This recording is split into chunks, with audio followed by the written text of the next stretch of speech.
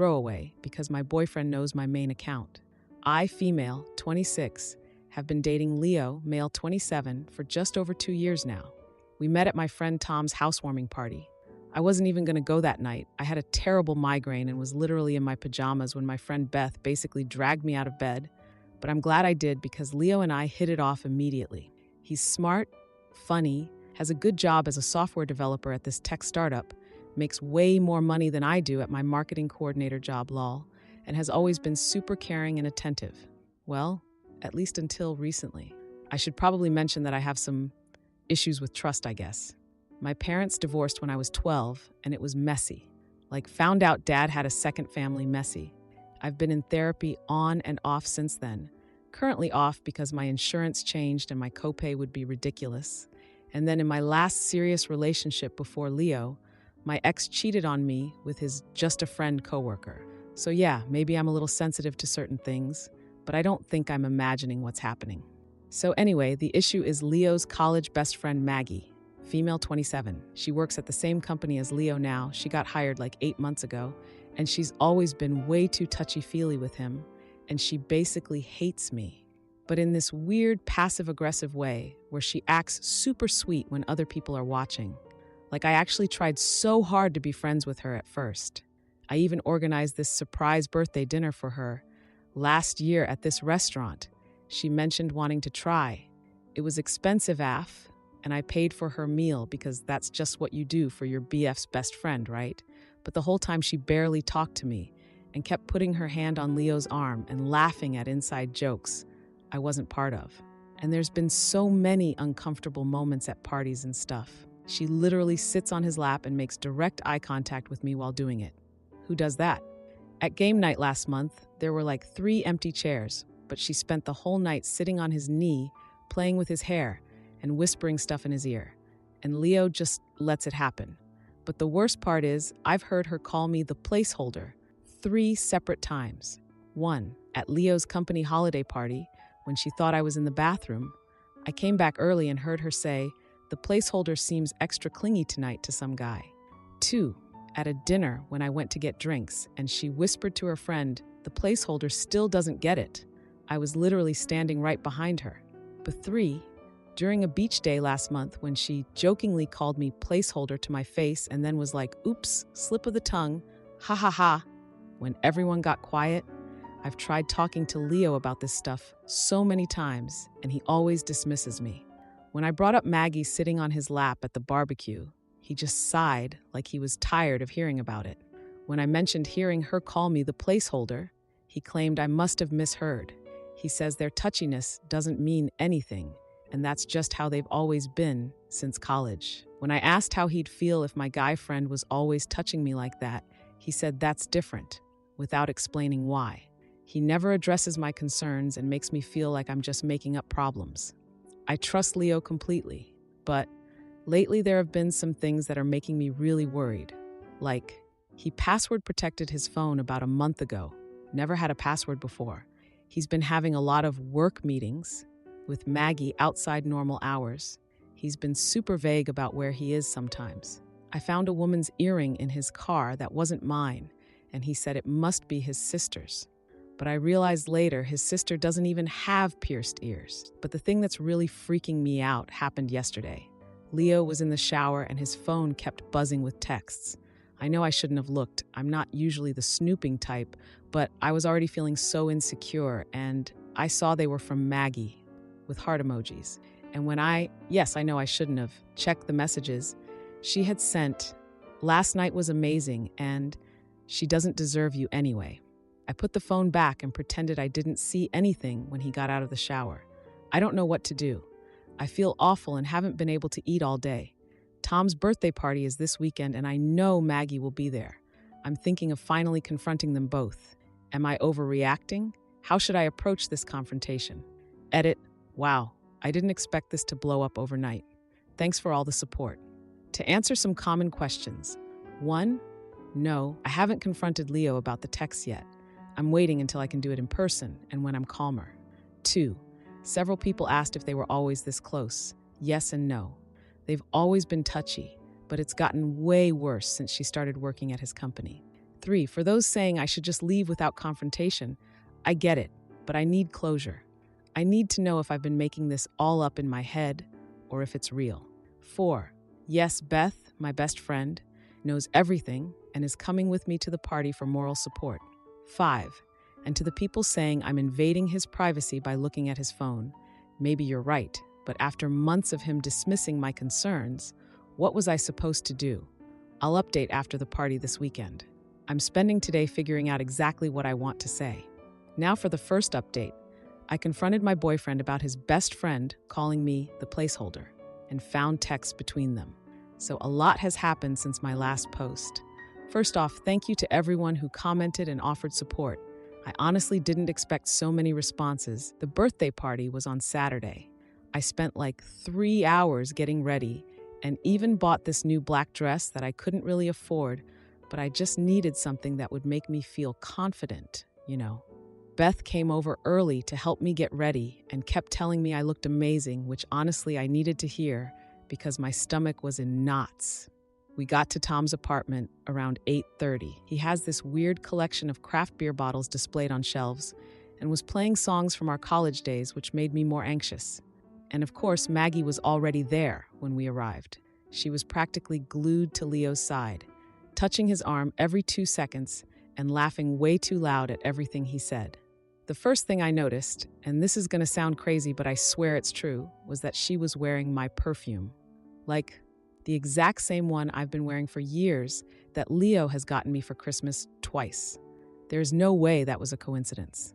I kept telling myself I was ready for confrontation, that I was going to be strong and finally stand up for myself. But honestly, I spent the first hour basically hiding in the kitchen with Beth, drinking way too much wine for liquid courage. Spoiler alert, it didn't help. I mean, I know this sounds pathetic, but every time I thought about walking over there, my legs would literally start shaking. So throughout the night, Maggie kept making these pointed comments loud enough for me to hear about how her and Leo were real soulmates and how they share a history that can't be replaced. One time, she literally looked right at me when saying it. Leo looked so uncomfortable, and I thought he was embarrassed by how she was acting. But now I realize it was probably just guilt. God, I was so stupid. Anyway, the party was getting more crowded and everyone was getting drunker.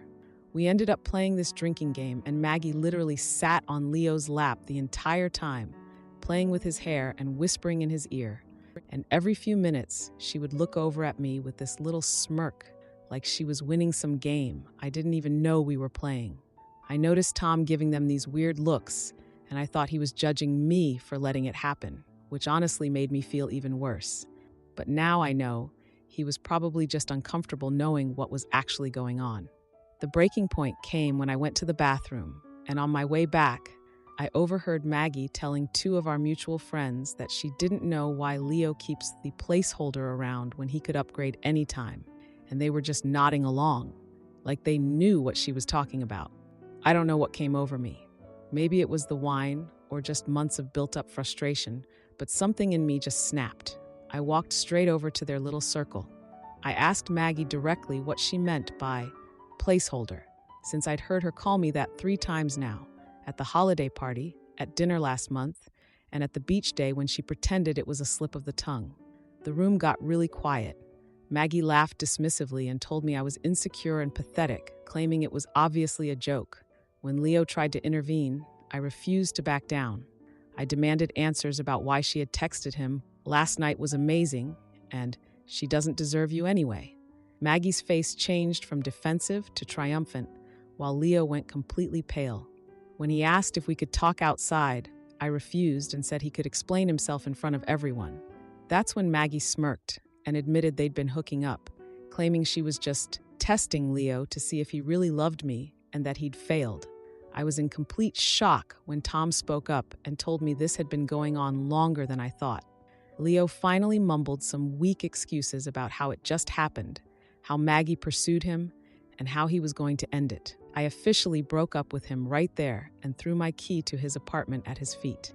Maggie had the nerve to say she told him I wasn't the one for him. Beth helped me collect my stuff from Leo's room while I somehow kept it together. I didn't cry. Not there. Not until we got to the car, and then I just broke down completely. Like hyperventilating, mascara everywhere, the works. The last few days have been awful. Leo has called and texted nonstop with pathetic excuses like Maggie manipulated him. It didn't mean anything, and he still loves me. I think he genuinely feels bad, which somehow makes it worse. Everyone from the party has been reaching out. Some people admitted they had suspicions but never said anything. Thanks a lot. Others seemed completely shocked, and a few, who I thought were my friends, are actually taking Leo's side, saying I overreacted and humiliated him publicly. Are you kidding me? Leo even sent flowers to my work yesterday with a note begging for another chance. It was so embarrassing. My coworkers didn't know what to say, and I had to sit there with these stupid roses on my desk all day until I could throw them in the dumpster on my way out. And Maggie, she's been sending these taunting messages about winning and having Leo all to herself now. I blocked her, but she keeps making new accounts to harass me. The worst part, I found out through mutual friends that their affair has been going on for almost a year, not just a few months like they claimed, which means it started basically right after Maggie got hired at Leo's company. I want to say I'm completely done with Leo, but I'll admit I've been checking his social media like 20 times a day. I know. I'm staying at Beth's place right now while I figure out what to do next. The thought of apartment hunting and moving all my stuff is just overwhelming. I feel so betrayed and stupid and embarrassed. How do I even begin to heal from this? How do I trust anyone again? Now for the second update. Hey everyone. So it's been about 3 months since everything went down at Tom's party, which honestly feels like 3 years ago at this point. A lot has happened since then. I'm in a completely different place now, literally and figuratively. So after staying at Beth's place for like 2 weeks, she's literally a saint. I don't know what I would have done without her. I finally found my own apartment. It's this tiny 1-bedroom that probably has mold somewhere I can't see, but it's mine and nobody is cheating on me in it, so that's a major upgrade. The rent is kind of killing me, but my promotion is helping. I've gone overboard with plants. I have like 17 of them, and I've named them all after strong female characters from books. My little Hermione and Katniss are doing great, but sadly, Daenerys died within a week. Anyway, work has actually been going really well. I got promoted to senior marketing coordinator last month. It came with a small raise, but honestly, the title change feels more important somehow. Like I'm actually moving forward with something in my life. My boss has been super understanding about everything. Turns out her ex-husband did something similar, so she gets it. I've also been in therapy for about 2 months now. Finally found someone in network. It's been intense. Like ugly crying, every session intense. We've been talking a lot about my patterns and stuff. Like how what my dad did might have made me attracted to guys who aren't good for me. I don't know if I believe all of it, but it's helping, I think. Oh, and I changed my hair. I went from boring brown to this kind of burgundy color and cut like 8 inches off. My mom hates it. She literally gasped and said, "Oh, honey, why?" when she saw it on FaceTime. But whatever, it's not her hair. It sounds stupid, but it actually made me feel like a different person in a good way. I've been reconnecting with a bunch of friends I kind of neglected while I was with Leo. My college roommate Jenna was in town last weekend and we got dinner. She actually warned me about a similar situation with her ex years ago and I completely dismissed it. Sorry, Jenna. It was really good to catch up and she didn't even say, "I told you so" once. So I know a bunch of you asked for updates about Leo and Maggie in my last post.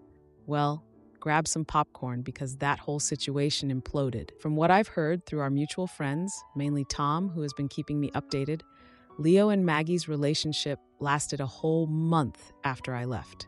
1 month.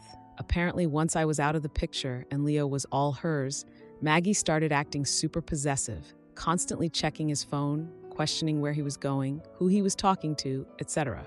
All the things she never had to do when I was in the picture, because she knew she could manipulate him whenever she wanted.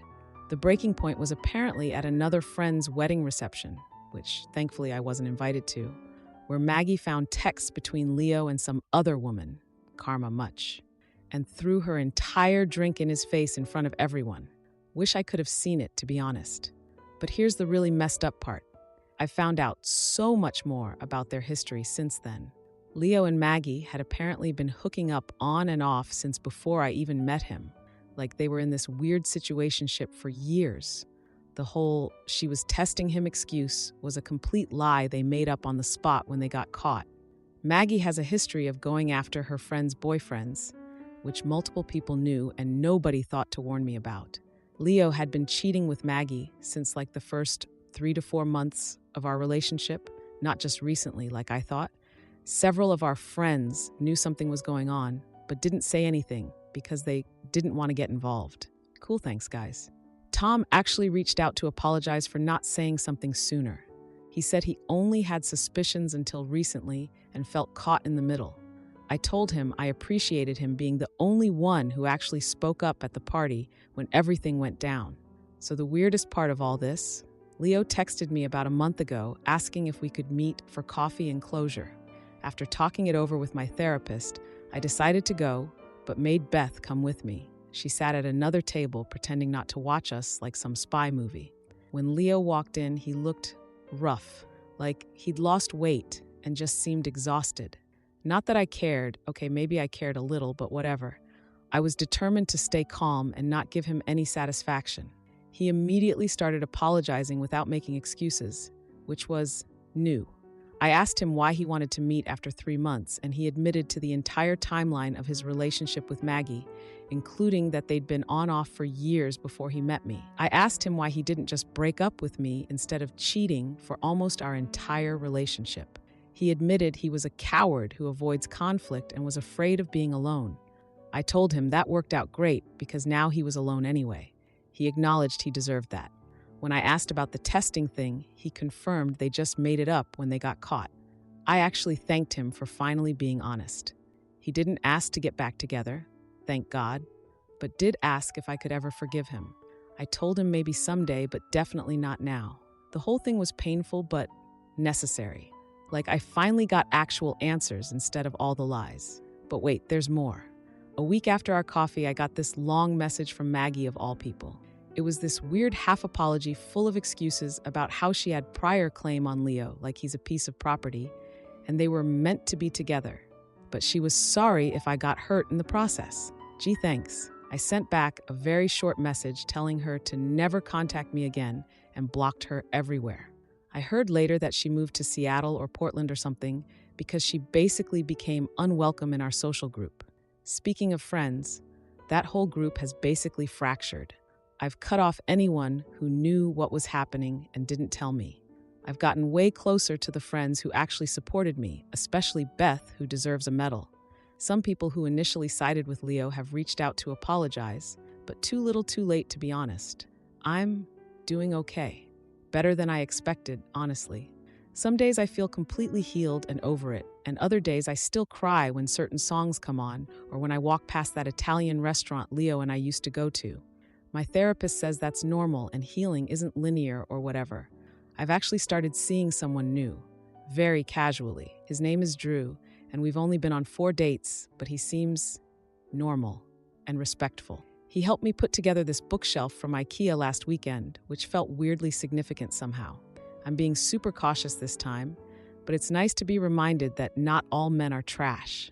I don't think I'll ever stop having questions about what was real in my relationship with Leo. Were there actually good moments, or was it all fake?